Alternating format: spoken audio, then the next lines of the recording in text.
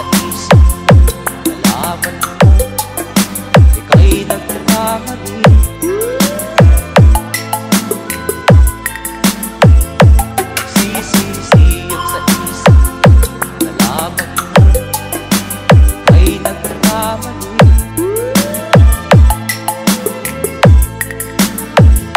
Nagsisisiyag sa isip, nalaman mo ika'y nagkamali.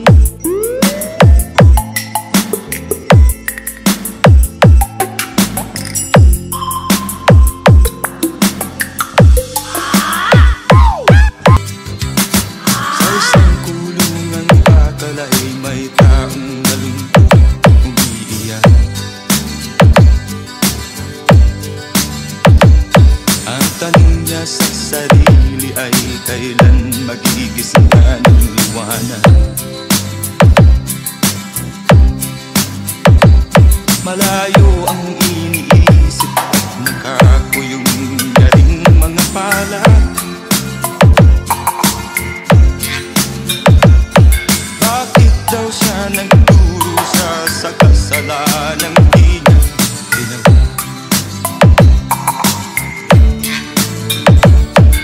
Kahapon lamang ay kapiling niya kanyang asawa at anak. Namumuhay nagtahimik sa isang munting tahanang may tuwa. Ang kaligayahan ay pinutol ng isang paratang sa kanya.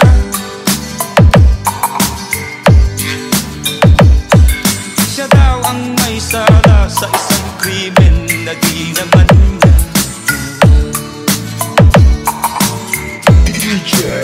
ginawa. Wala na bang katarungan ng isang nilalang na katulad niya?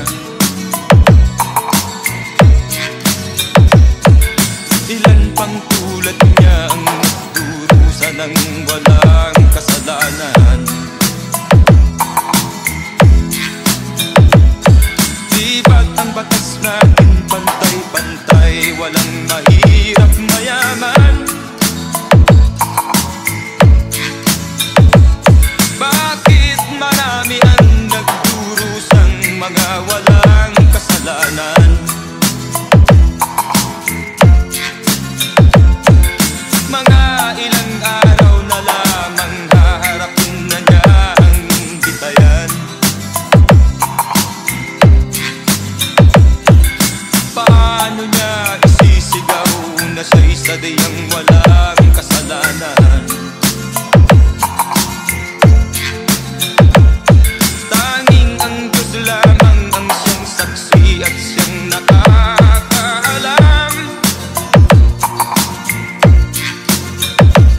Diyos na rin ang siyang bahalang maningil kung sinong may kasalanan. Dumating na ang araw, haharapin na niya kanyang kamatayan. Sa isang upo ang bakal na kay dami ng buhay na inutan. O ang batas ng tao kung minsan ay di mo maintindihan.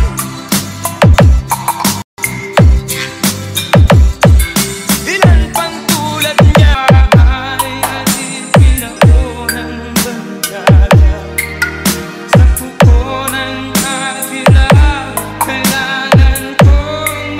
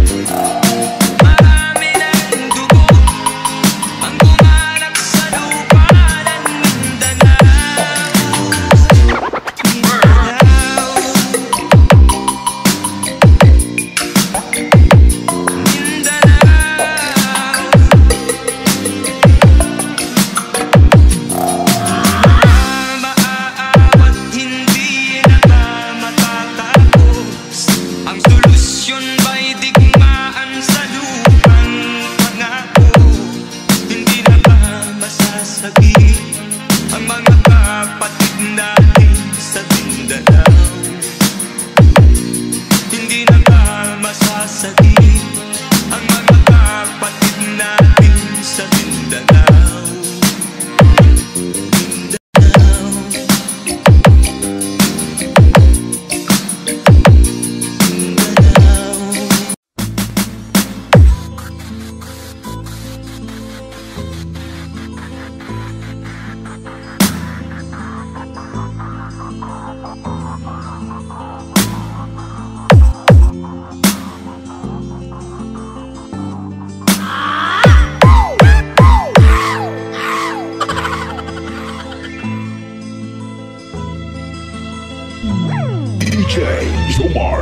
Nung isilang ka sa mundong ito, laking tuwa ng magulang mo, at ang kamay nila ang lumilang.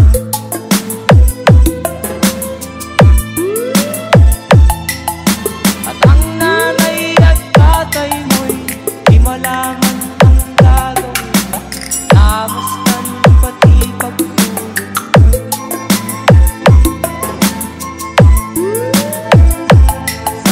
Gabi na tuluyan ng iyong nanay, timpla ng gatas mo. Sa umaga na may talungkan, iyong amang pagtuwa sa'yo.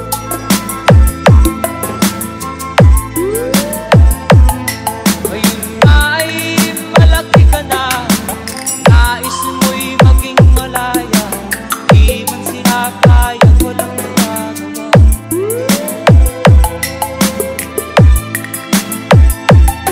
Ikaw nga ay biglang nagbago, naging matigas ang iyong ulo, at ang payo ay sinuwan mo.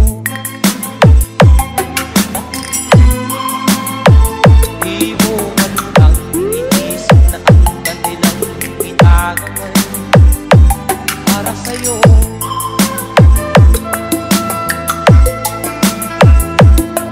At ang nais mo'y sunod ng layaw mo, di mo sila pinapansin.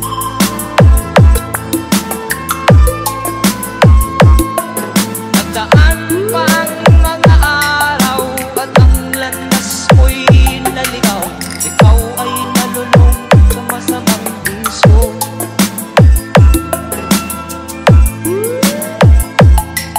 At ang una mong nilapitan, ang iyong inang lumuluha, at ang tanong, anak, ba't ka nagkaganyan?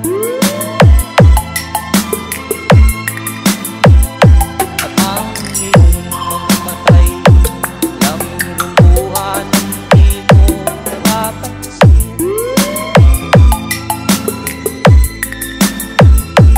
Sisiyot sa isip, nalaman mo, ika'y nagkamali.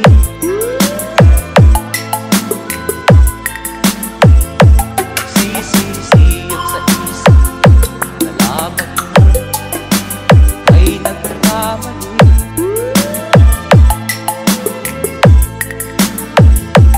Sisiyot sa isip, nalaman mo, ika'y nagkamali.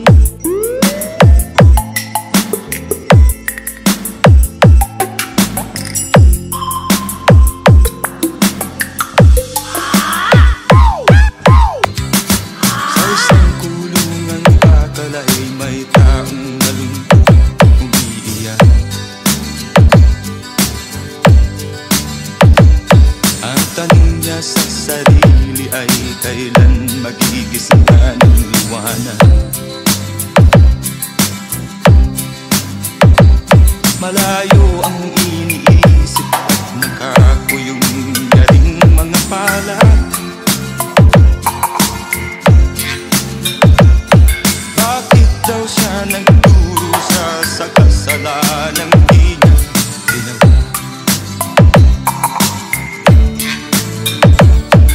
Kahapon lamang ay kapiling niya kanyang asawa at anak.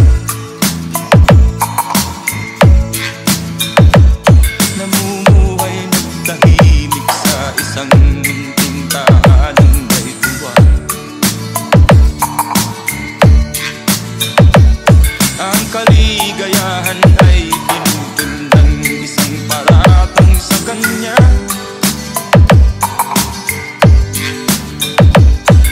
Siya daw ang may sala sa isang krimen na di naman niya.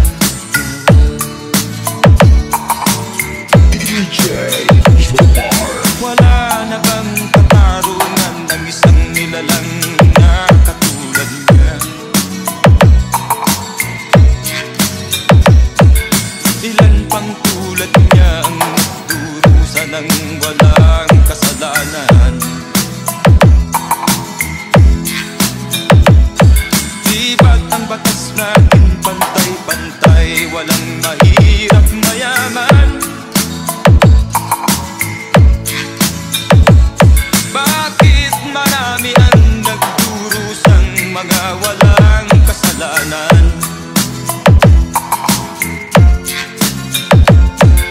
Mga ilang araw na lamang haharapin na niya ang bitayan.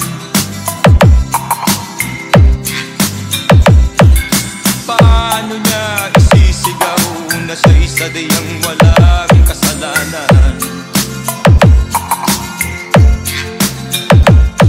Tanging ang Diyos lamang ang siyang saksi at siyang nakakaalam.